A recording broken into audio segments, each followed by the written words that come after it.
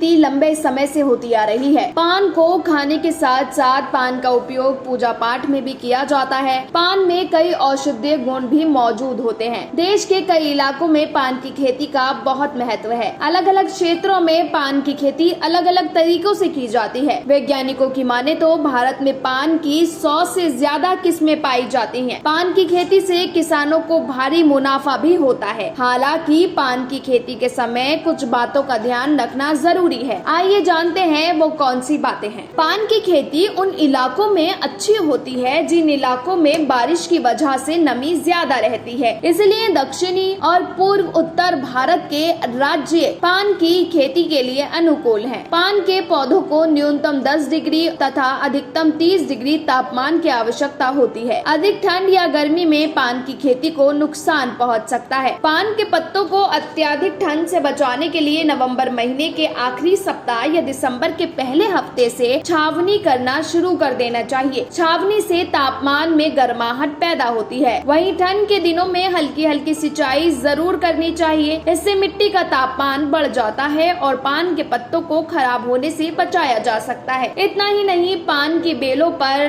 पेलानोफिक्स का छिड़काव करके भी पान के पत्तों को गिरने से बचाया जा सकता है। पान की सिंचाई की बात करें तो पान की फसल में मौसम के हिसाब से 3 से 4 दिनों में 2.5 घंटे के अंतराल पर सिंचाई करनी चाहिए। बरसात के दिनों में जरूरी है कि हल्की सिंचाई करें। सर्दी के मौसम में 15 दिनों बाद सिंचाई करना आवश्यक है। वहीं अगर मुनाफे की बात करें तो पान की खेती के वक्त सभी जरूरी बातों का ध्यान रखना आवश्यक है। सभी जरूरी बातों का ध्यान रखा जाए तो प्रति हेक्टेयर 100 से 125 क्विंटल पान की उपज हो सकती है, यानी औसतन 80 लाख पानों की पैदावार की जा सकती है। जबकि दूसरे और तीसरे साल 80 से 120 क्विंटल की पैदावार होती है, यानी 60 लाख पत्तियों का उत्पादन होता है। बाजार में अच्छे भाव मिले इसके लिए जब पान मैच्योर हो जाए तभी बेचें। परिपक्व होने के समय पान के पत्ते पीले और सफेद हो जाते हैं। इस समय बाजार में 180 से 200 रुपए ढोली मिल जाता है, यानी एक पत्ते का